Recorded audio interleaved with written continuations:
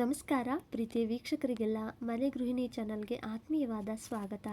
ಈ ರೀತಿ ಕಲಸಿದ ಭರ್ತಾನ ಬಿಸಿ ಬಿಸಿ ಅನ್ನಕ್ಕೆ ಹಾಕಿ ಮೇಲಿಂದ ಸ್ವಲ್ಪ ತುಪ್ಪನ ಸೇರಿಸಿ ಚೆನ್ನಾಗಿ ಕಲಿಸ್ಕೊಂಡು ಊಟ ಮಾಡ್ತಾ ಇದ್ರೆ ಅಬ್ಬಾ ಏನು ರುಚಿ ಅಂತೀರಾ.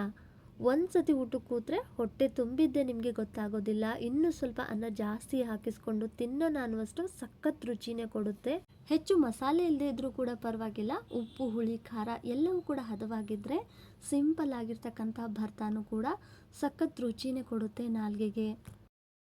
ಇವತ್ತಿನ ಈ ಭರ್ತಾನ ಸ್ಪೆಷಲ್ ಆಗಿ ತೊಂಡೆಕಾಯಿನಿಂದ ಮಾಡಿ ತೋರಿಸ್ತಾ ಇರೋದು. ಬನ್ನಿ ಹೇಗೆ ಅಂತ ನೋಡೋಣ.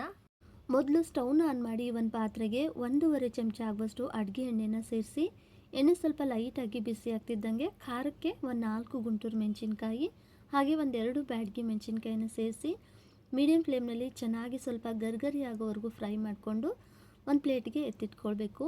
ಸ್ವಲ್ಪ ಖಾರವಾಗಿದ್ರೇ ಈ ಒಂದು ಭರ್ತಾ ಟೇಸ್ಟು ಚೆನ್ನಾಗಿರುತ್ತೆ. ಖಾರ ಕಡಿಮೆ ತಿನ್ನೋರಾದರೆ ಮೆಣಸಿನ್ಕಾಯಿನ ಕಡಿಮೆ ಬಳಸ್ಬೋದು. ಇವಾಗ ಅದೇ ಕಡಾಯಿಗೆ ಒಂದು 10ರಿಂದ 12 ಬೆಳ್ಳುಳ್ಳಿ ಹೆಸಳು, 1-2 ಮೀಡಿಯಮ್ ಸೈಜ್ ಇರ್ತಕ್ಕಂಥ ಈರುಳ್ಳಿನ ಸ್ವಲ್ಪ ಈ ಥರ ಉದ್ದುದ್ದಕ್ಕೆ ದಪ್ಪದಾಗಿ ಕಟ್ ಮಾಡಿ ಸೇರಿಸ್ತಾ ಇದ್ದೀನಿ. ಈಗ ಈ ಎರಡು ಪದಾರ್ಥಗಳನ್ನು ಮೀಡಿಯಂ ಫ್ಲೇಮ್ನಲ್ಲಿ ಚೆನ್ನಾಗಿ ನಿಧಾನವಾಗಿ ಫ್ರೈ ಮಾಡ್ಕೊಳ್ಬೇಕು. ಹಾಕಿರ್ತಕ್ಕಂಥ ಈರುಳ್ಳಿ ಬೆಳ್ಳುಳ್ಳಿ ಹಸಿ ವಾಸನೆ ಪೂರ್ತಿಯಾಗಿ ಹೋಗಿ ಚೆನ್ನಾಗಿ ಸ್ವಲ್ಪ ಗೋಲ್ಡನ್ ಬ್ರೌನ್ ಕಲರ್ ಬರೋವರೆಗೂ ಇದೇ ಥರ ಫ್ರೈ ಮಾಡಿದ್ರೆ ಭರ್ತಾ ಟೇಸ್ಟು ತುಂಬಾ ಚೆನ್ನಾಗಿ ಬರುತ್ತೆ. ನೋಡ್ತಾ ಇರ್ಬೋದು ಈರುಳ್ಳಿ ಬೆಳ್ಳುಳ್ಳಿ ಯಾವ ಥರ ಫ್ರೈ ಆಗಿದೆ ಅಂತ. ಇಷ್ಟು ಫ್ರೈ ಮಾಡಿಕೊಂಡ್ರೆ ಸಾಕು. ಇದನ್ನ ಇವಾಗ ಒಂದು ಪ್ಲೇಟಿಗೆ ಎತ್ತಿಟ್ಟು ಬಿಸಿ ಕಡಿಮೆ ಆಗೋದಕ್ಕೆ ಬಿಡೋಣ. ಇವಾಗ ಮತ್ತೆ ಅದೇ ಕಡಾಯಿಗೆ ಒಂದು ಅರ್ಧ ಚಮಚ ಆಗುವಷ್ಟು ಅಡುಗೆ ಎಣ್ಣೆನ ಸೇರಿಸಿ ತೊಗೊಂಡಿರ್ತಕ್ಕಂಥ ತೊಂಡೆಕಾಯಿನೂ ಕೂಡ ಸೇರಿಸ್ತಾ ಇದ್ದೀನಿ. ಇಲ್ಲಿ ತೊಂಡೆಕಾಯಿನ ನೀವು ಯಾವ ಥರ ಬೇಕಾದರೂ ಕಟ್ ಮಾಡಿ ತೊಗೊಳ್ಬೋದು. ಜೊತೆಗೆ ಸ್ವಲ್ಪ ಉಪ್ಪನ್ನು ಸೇರಿಸಿ ಮೀಡಿಯಂ ಫ್ಲೇಮ್ನಲ್ಲಿ ಚೆನ್ನಾಗಿ ತೊಂಡೆಕಾಯಿನ ಫ್ರೈ ಮಾಡ್ಕೊಳ್ಬೇಕು. ಹಸಿ ವಾಸನೆ ಅನ್ನೋದು ಪೂರ್ತಿಯಾಗಿ ಹೋಗಿ ಅದರಲ್ಲಿರ್ತಕ್ಕಂಥ ನೀರಿನ ಅಂಶ ಕೂಡ ಕಡಿಮೆಯಾಗಿ ತೊಂಡೆಕಾಯಿ ಚೆನ್ನಾಗಿ ಸ್ವಲ್ಪ ಸಾಫ್ಟ್ ಆಗೋವರೆಗೂ ನಾವಿಲ್ಲಿ ಹುರಿಬೇಕಾಗುತ್ತೆ. ಇಲ್ಲಿ ಯಾವುದೇ ಥರದ ಮಿಕ್ಸಿನ ಬಳಸ್ತಾ ಇಲ್ಲ, ಹಾಗಾಗಿ ತೊಂಡೆಕಾಯಿನ ನಾವು ಪೂರ್ತಿ ಸಾಫ್ಟ್ ಆಗೋವರೆಗೂ ಫ್ರೈ ಮಾಡಿ ತೊಗೊಳ್ಬೇಕು. ತೊಂಡೆಕಾಯಿ ಒಂದು ಅರ್ಧದಷ್ಟು ಅಂದರೆ 70 to 80% ಚೆನ್ನಾಗಿ ಬೆಂದಿದೆ ಅಂದಾಗ ನಂತರ ಇದಕ್ಕೆ ಒಂದು ಅರ್ಧ ಚಮಚ ಆಗುವಷ್ಟು ಜೀರಿಗೆ ಹಾಗೆ ಒಂದು ಮೀಡಿಯಮ್ ಸೈಜ್ ಇರುವ ಟೊಮೆಟೊನು ಕೂಡ ಸೇರಿಸಿ ಮೀಡಿಯಂ ಫ್ಲೇಮ್ನಲ್ಲಿ ಟೊಮೆಟೊ ಕೂಡ ಸ್ವಲ್ಪ ಸಾಫ್ಟ್ ಆಗೋವರೆಗೂ ಫ್ರೈ ಮಾಡ್ಕೊಳ್ಬೇಕು. ಟೊಮೆಟೊ ಸಾಫ್ಟ್ ಆಗೋಷ್ಟರಲ್ಲಿ ತೊಂಡೆಕಾಯಿನೂ ಕೂಡ ಇನ್ನೂ ಸ್ವಲ್ಪ ಚೆನ್ನಾಗಿ ಸಾಫ್ಟಾಗಿ ಬೇಯುತ್ತೆ. ಇವಾಗ ಸ್ವಲ್ಪ ಉಪ್ಪನ್ನು ಸೇರಿಸ್ತಾ ಇದ್ದೀನಿ. ಆಲ್ರೆಡಿ ನಾನು ತೊಂಡೆಕಾಯಿ ಫ್ರೈ ಮಾಡಬೇಕಾದ್ರೂ ಕೂಡ ಉಪ್ಪು ಹಾಕಿದ್ದೆ, ಹಾಗಾಗಿ ರುಚಿಗೆ ತಕ್ಕಷ್ಟು ಉಪ್ಪನ್ನು ಸೇರಿಸಿ ತೊಂಡೆಕಾಯಿ ಮತ್ತು ಟೊಮೆಟೊ ಎರಡೂ ಕೂಡ ಈ ರೀತಿ ಸಾಫ್ಟ್ ಆಗಿದೆ ಅಂದಾಗ ಕೊನೆಯದಾಗಿ 1/4 ಚಮಚ ಆಗುವಷ್ಟು ಅರಿಶಿನ ಪುಡಿನ ಸೇರಿಸಿ ಈ ಥರ ಮುಚ್ಚಳದಿಂದ ಮುಚ್ಚಿ 1 ನಿಮಿಷ ಸಣ್ಣ ಊರಿನಲ್ಲಿ ಬೇಯಿಸಬೇಕು. ಪುನಃ ಒಂದ್ಸತಿ ಎಲ್ಲವನ್ನು ಕೂಡ ಚೆನ್ನಾಗಿ ಮಿಕ್ಸ್ ಮಾಡ್ಕೊಳ್ತಾ ಸ್ಟವ್ನ ಆಫ್ ಮಾಡಿ ಸ್ವಲ್ಪ ತೊಂಡೆಕಾಯಿ ಬಿಸಿ ಕಡಿಮೆ ಆಗೋವರೆಗೂ ಬಿಡಬೇಕು. ಇಲ್ಲಿ ತೊಂಡೆಕಾಯಿ ಫ್ರೈ ಮಾಡ್ಕೊಳ್ಳೋದಕ್ಕೆ ಸ್ವಲ್ಪ ಸಮಯ ತಗೊಳುತ್ತೆ ಅನ್ನೋದು ಬಿಟ್ಟರೆ ಬೇಗನೆ ಆಗೋಗುವಂಥ ಒಂದು ಭರ್ತಾ ರೆಸಿಪಿ. ಇಲ್ಲಿ ಒಂದು ಪ್ಲೇಟಿಗೆ ಮುಂಚೆನೇ ಹುರಿದಿಟ್ಟಿದ್ದ ಒಣಮೆಣಸಿನ್ಕಾಯಿನ ಸೇರಿಸಿ ಕೈಯಿಂದನೇ ಈ ಥರ ಪುಡಿ ಪುಡಿಯಾಗಿ ಮಾಡ್ತಾ ಇದ್ದೀನಿ. ಸ್ವಲ್ಪ ಮೆಣಸಿನ್ಕಾಯಿ ಗರಿ ಆಗಿರೋದ್ರಿಂದ ಬೇಗನೆ ಪುಡಿ ಆಗುತ್ತೆ.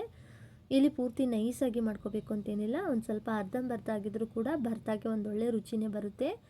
ನಂತರ ಹುರಿದ ಈರುಳ್ಳಿ ಬೆಳ್ಳುಳ್ಳಿನೂ ಕೂಡ ಸೇರಿಸಿ ಚೆನ್ನಾಗಿ ಕೈಯಿಂದನೇ ಇದನ್ನು ಸ್ಮ್ಯಾಶ್ ಮಾಡ್ತಾ ಕಲಿಸ್ತಾ ಹೋಗಬೇಕು.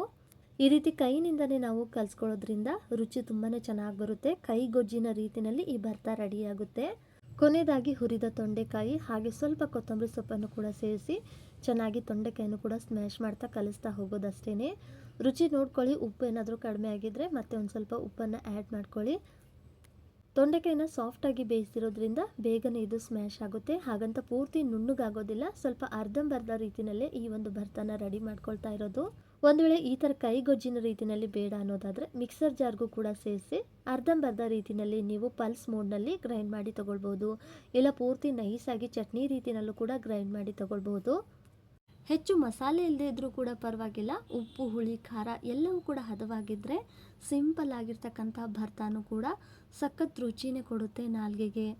ಸೊ ನೋಡ್ತಾ ಇರ್ಬೋದು ಇವತ್ತಿನ ಭರ್ತಾ ಎಷ್ಟು ಚೆನ್ನಾಗಿ ರೆಡಿಯಾಗಿದೆ ಅಂತ. ಇದನ್ನು ನಾವು ಪೂರ್ತಿ ನುಣ್ಣಗೆ ಸ್ಮ್ಯಾಶ್ ಮಾಡ್ಕೊಳ್ಳದೆ ಸ್ವಲ್ಪ ಅಲ್ಲಲ್ಲಿ ತೊಂಡೆಕಾಯಿ ಅನ್ನೋದು ಕಾಣ್ತಾ ಇರಬೇಕು.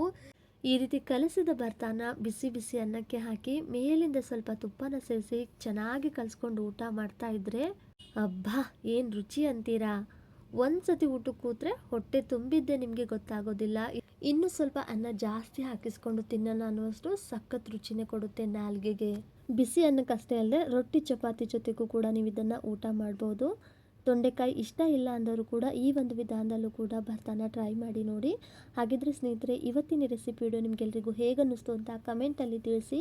ರೆಸಿಪಿ ಇಷ್ಟ ಆಗಿದ್ರೆ ಲೈಕ್ ಮಾಡಿ, ಶೇರ್ ಮಾಡಿ ನಿಮ್ಮ ಫ್ರೆಂಡ್ಸ್ ಆ್ಯಂಡ್ ಫ್ಯಾಮಿಲಿ ಜೊತೆಗೆ. ಹಾಗೆ ಮನೆ ಗೃಹಿಣಿ ಚಾನಲ್ನು ಕೂಡ ಸಬ್ಸ್ಕ್ರೈಬ್ ಮಾಡಿಕೊಂಡು ಸಪೋರ್ಟ್ ಮಾಡಿ.